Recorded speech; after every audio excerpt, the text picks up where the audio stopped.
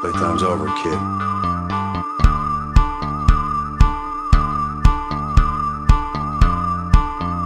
I never play.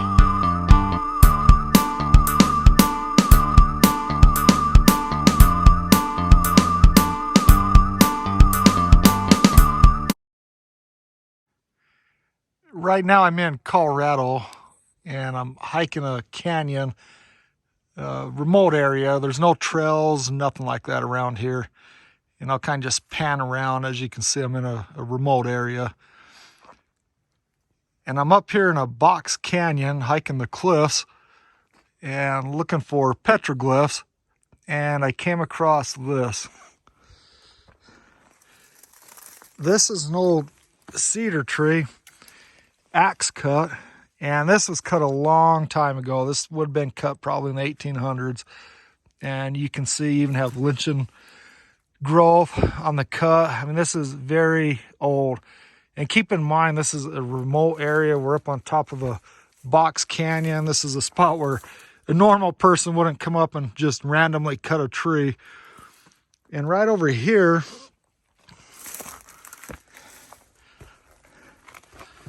I found this.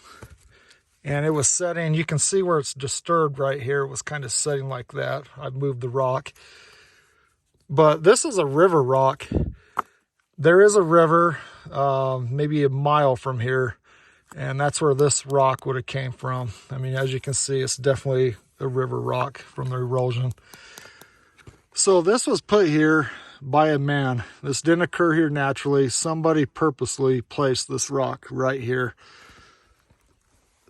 Somebody came up in the same area and cut that tree right there.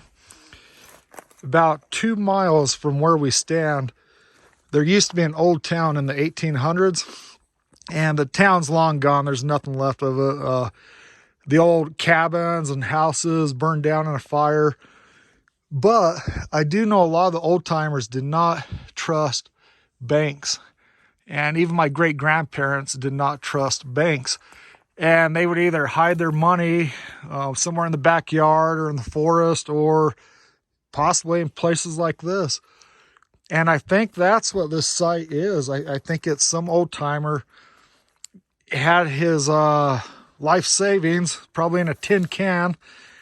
And this is where he buried it. And he cut that tree so that he would know the spot. And as an insurance policy, he also placed that rock right there so he would know the spot. And I would not be surprised one bit if somewhere buried in here, there's not an old can, an old glass mason jar, something full of very old coins. I'm not going to mess with it, but I know where the spot is. I'm going to leave the rock, and maybe someday I'll come back here and investigate further, but I thought it was kind of neat. And just to point out stuff like this is the kind of stuff I look for when I'm out hiking around and traveling. And I tell you, man, you got to get off the beaten path. Don't stay on paths, make your own path. And you'll find weird stuff out there like this. Maybe the old timer came and whatever his savings was, he dug it up. Maybe it's still right here, buried a foot underground right in front of me. You never know. Not far up the canyon from that old cache site, I found this old homestead. If I was a betting man, I'd say whatever old timer originally homesteaded this area and this site, I bet you that was his cache. Right now, as a bird flies, we're only about half a mile from that cache site. And right here you got the corrals, there's a chicken coop, and there's an old tack shed. The only thing I can't find is the cabin or the house, and I'm going to continue looking for it. I'm going to start looking further up the canyon, but I'd really love to find the old cabin. It's one of my favorite things to find. I'm out here right now hiking around looking for the old homestead cabin, and I came across this beauty. What a beautiful, man, it's heavy too, beautiful piece of quartz. Hopefully the camera will pick this up.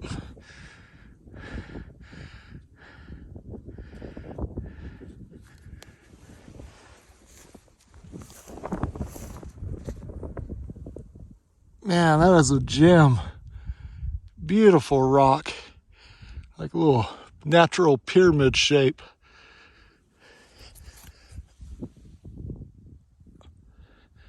It's a heavy bugger. We're gonna put this guy back. There you go.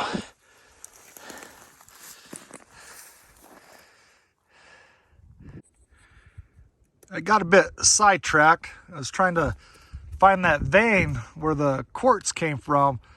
So I followed the flow up to this cliff face, and I am starting to find small veins of quartz in these rocks.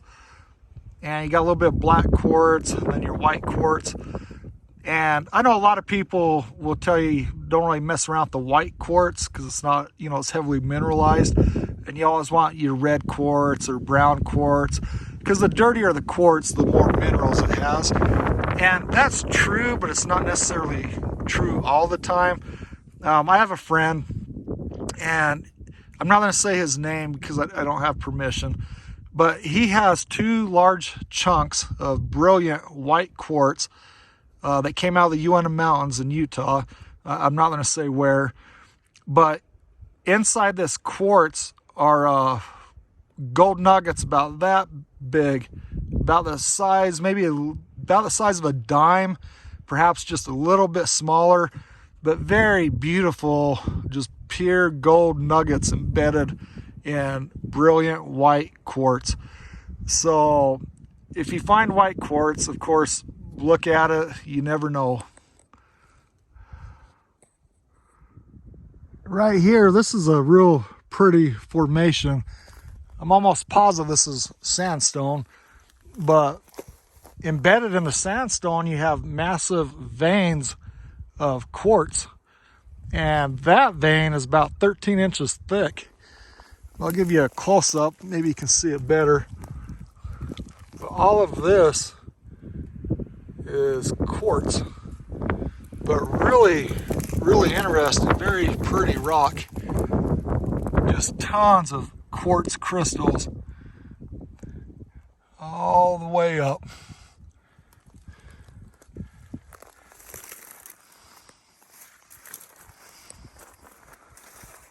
Right there you can see the veins easier. You got a big vein of quartz, sandstone, quartz, sandstone, massive vein of quartz, sandstone, and a little bit of quartz kind of rubbing off there, but real pretty. Well, I've been searching for the cabin for about an hour and can't find any remains, so that tells me it probably burnt down years ago or was destroyed, but I can't find anything left of it. But it's been fun. It's been a cool hike, and we have found some neat stuff. I do have some really cool stuff planned for this summer in Utah, but Utah is bombarded with snow right now, so I'm thinking I won't be able to make it to the sites I need to go to until probably later on in the spring, hopefully.